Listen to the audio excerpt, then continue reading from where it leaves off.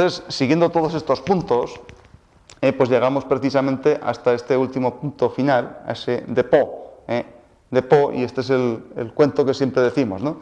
Es el cruce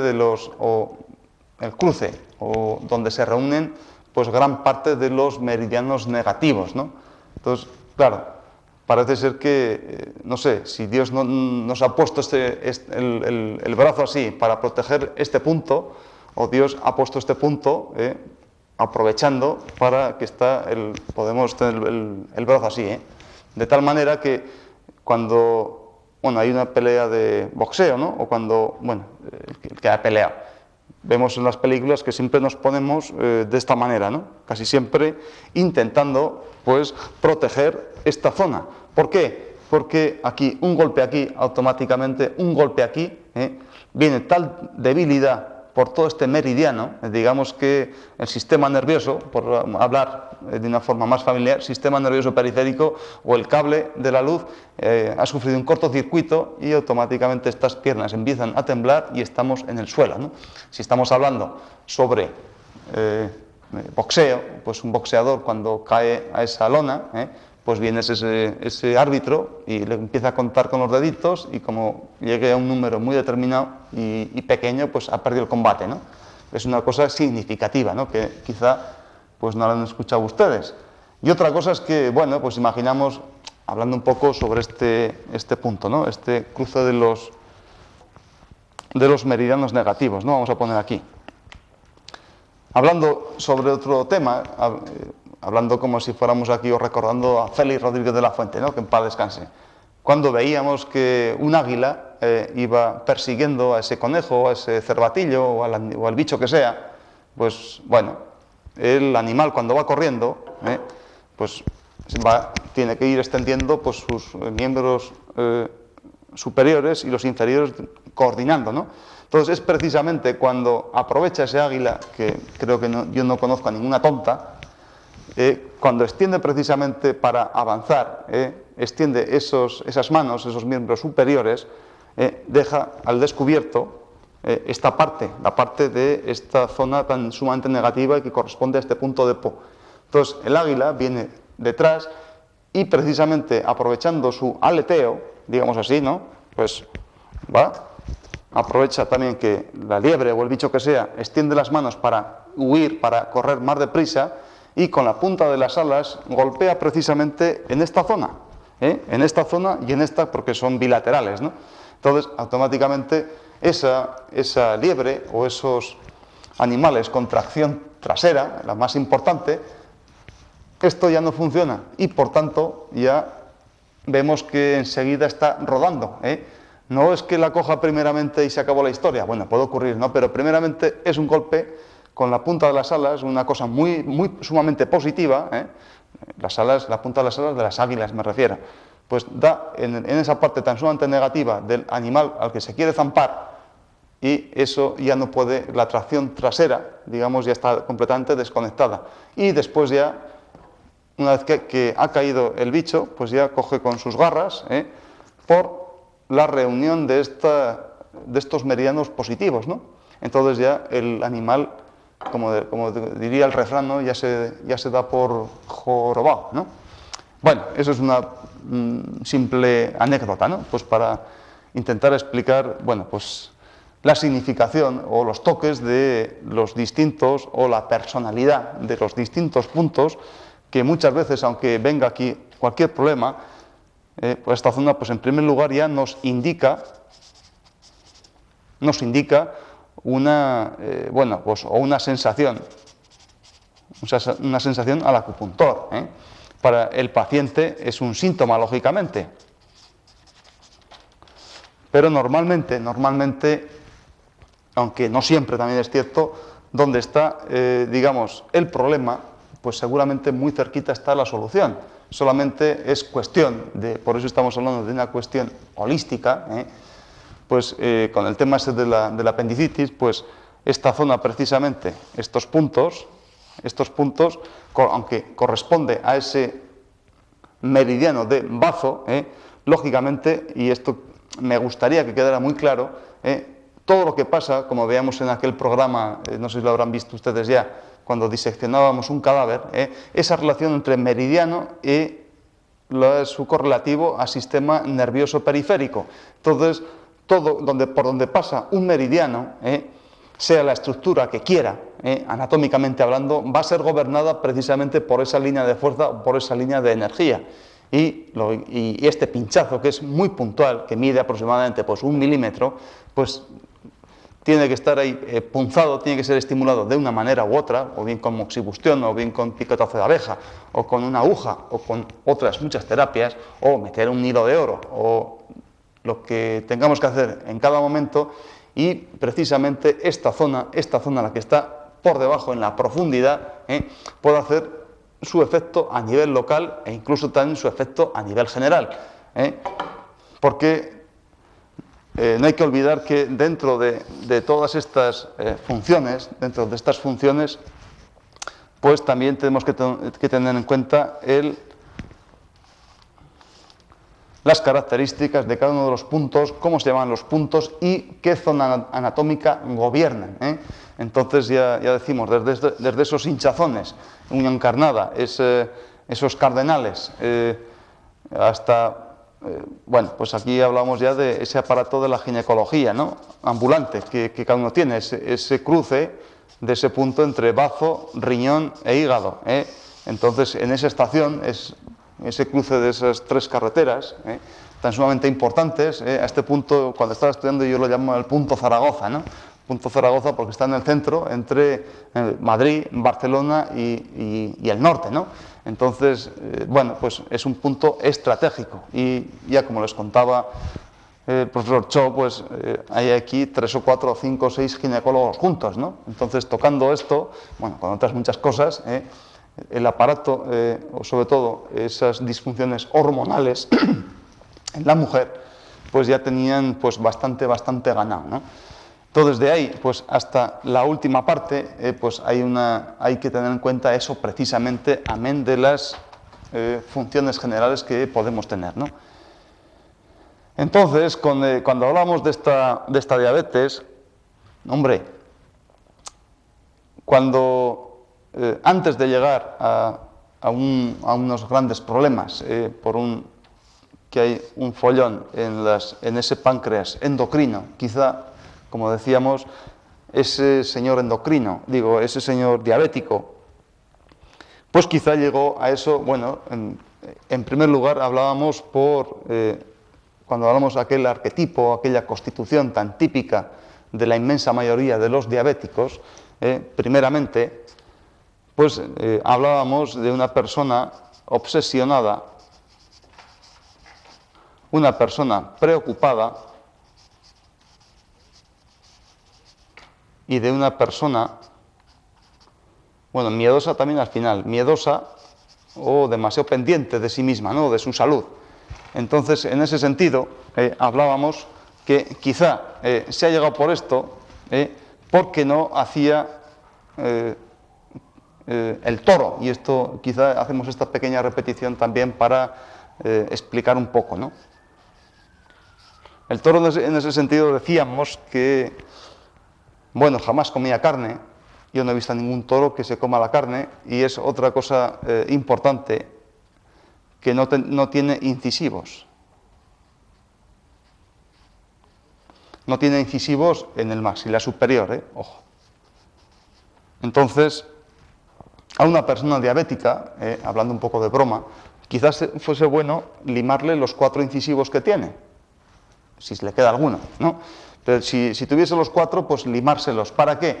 Para que no coma carne, no tenga que desgarrar esa carne precisamente. ¿Para qué? Pues hacer un poco como el toro, comer una alimentación evidentemente básica. ¿Básica qué significa? Está en las verduras y en la fruta. Y también otra característica, hacer un poco el toro, solamente preocuparse por su trabajo y por su descanso. No más. ¿Qué significa trabajo? Trabajo, pero de una característica más física. Por eso hablábamos que es difícil que un diabético, que es el enfermo con el que más dinero se ha ganado hasta ahora, hablando como muy rápidamente, ¿no? ¿Por qué? Porque estos conceptos quizás, tanto en su componente emocional como en su componente anatómico o fisiológico y en su componente energético, no se han mezclado, ¿eh? Y en ese sentido se le ha dejado casi toda la responsabilidad al médico o al endocrino en este caso, ¿no? Ya que estamos en estos tiempos. ¿Por qué? Para controlar sus tasas de glucemia en sangre y sus tasas de azúcar en orina, ¿eh? Pero siempre supeditados a ese invento de esa insulina, que está bien, claro, por eso pueden llegar a vivir sin grandes achaques, digamos, pues una vida pues, relativamente larga, ¿no? En ese sentido. Pero que antes de llegar a pinchar esa insulina, pues ese bazo, o sobre todo ese bazo páncreas, pues está avisando desde su primer meridiano, desde su primer punto de ese meridiano hasta lo que ustedes quieran, ¿no?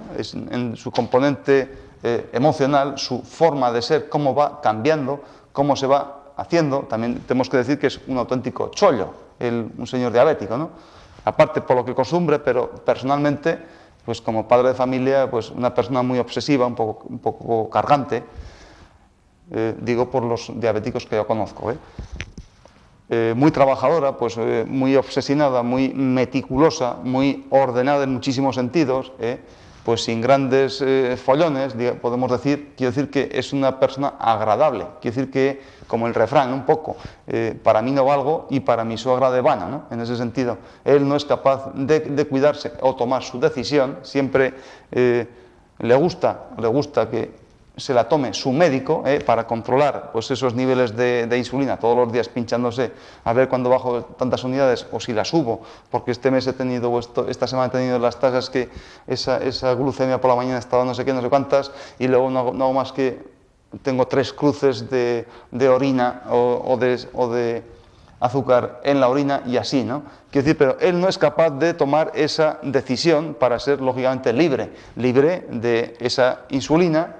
Bueno, si ya lleva muchísimo tiempo pues inyectándose, lógicamente pues ese páncreas endocrino está completamente atrofiado, porque esas células beta que segregaban o fabricaban esa insulina están, al recibirla del exterior, lógicamente dicen que hasta aquí llega, ¿no? Si a mí me dan un paro, digamos, de $500.000 de pesetas al mes, yo porque tengo que ir a buscar ningún trabajo, ¿no? Yo me levanto a las 12 de la mañana y ya me vuelvo vago y me atrofio en cuanto a ilusión por hacer una serie de cosas, ¿no? O cumplir una serie de funciones. Así. Entonces, por eso decíamos que haciendo ese toro es difícil a un paciente que mastique como los toros que tenían esos 4 estómagos, que hacían 2 digestiones, una digestión normal y corriente, o previamente una rumiación y luego una digestión, ¿no? Entonces, un diabético, si alguien conoce que un diabético mastique despacio, o mastique la comida, pues que venga y me lo diga, ¿no? Que habré aprendido una cosa más. O que le digamos, o sea capaz de hacer, cuanto más sed tiene, decirle, o mejor dicho, que haga un pozo, que haga un esfuerzo físico tremendo, y no ya tan preocupado que si el aliento que si me huele a manzanas, que si no sé qué, que si no sé cuántas. Quiero decir que en ese sentido es por una persona obsesionada, pues por supuesto creará una enfermedad como es diabetes, obsesionante también, ¿no? En ese sentido.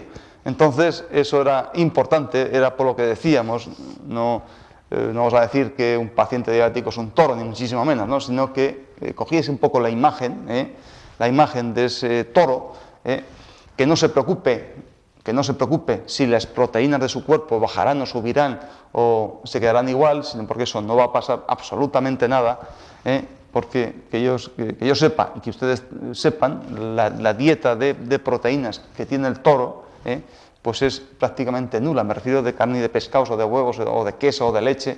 No la hay, solamente come verde y masticando y bebiendo muy poca agua también, en ese sentido, o la agua que relativamente necesita, ¿no? Entonces, eso es importante que, bueno, yo recuerdo que a mí me decían, bueno, dijo, ya no recuerdo, pues un compañero hispanoamericano que cuando estábamos en el hospital, él le decía a los diabéticos, mire usted para estar como un toro, no tiene que comer toro ni vaca ni nada de esto, sino hacer lo que hace el toro. Y era precisamente eso, ¿no? Comer mucha verdura y comer mucha fruta, hacer bastante más ejercicio físico y, por supuesto, con ese ejercicio físico, una persona que está haciendo un pozo o está haciendo un footing o haciendo cualquier cuestión, es incapaz de pensar. Cualquier obsesión que ella pueda tener, por supuesto que se le va a difuminar como si fuera una nube de humo de cigarrillo, eso se esfuma. Entonces, eso yo pienso que hoy sería bastante bueno, y por supuesto que toda esta situación iba a mejorar bastante, ¿no? Bueno, yo creo que después de esto hemos ido diciendo todos estos puntos. Me gustaría, pero ya me están avisando que hay que cortar, cómo llegar precisamente y vamos a explicar cómo llegar precisamente desde unos simples trastornos o relacionar desde unos simples trastornos de digestión, cómo podemos llegar a influir precisamente en todos los órganos, como es bazo, como es hígado, como son riñones, como es vesícula biliar, incluso como es corazón. Ya hemos visto la relación que había por ese líquido linfático o esa linfa que está muy lenta, enlentecida, era precisamente cuando esos kilomicrones pasaban a sangre y ahí eran capaces de aumentar tensión arterial y producir más gasto cardíaco, más trabajo del corazón, etcétera, etcétera, ¿no? Incluso llegar a esos accidentes vasculares e incluso a ese infarto. Eso ya lo hemos visto en otros programas, pero que nos falta, aunque ya creo que es posible que veamos en otro día, y tampoco es el último, porque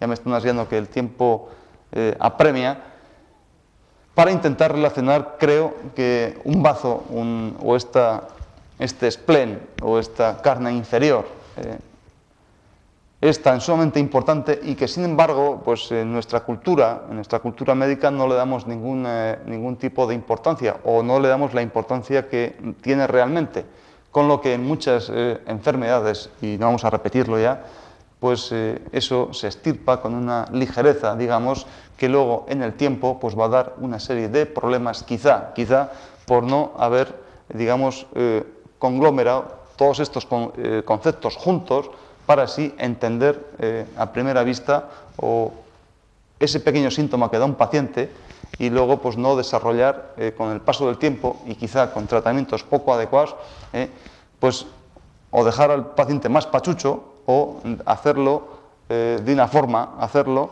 completamente dependiente de una sustancia o de un medicamento que, por supuesto, que no le va a curar, tampoco le va a matar, pero mientras tanto, eso sí, va a estar consumiendo, ¿no? Que parece ser que es de lo que se trata y lo que ahora da más marcha, ¿no? En ese sentido, o siempre ha dado. Bueno, ya con esto ya no les voy a decir nada más por hoy, con que solamente darles las gracias por su atención y a despedirme hasta el próximo día, si Dios quiere. ¡Hala! ¡Hasta luego!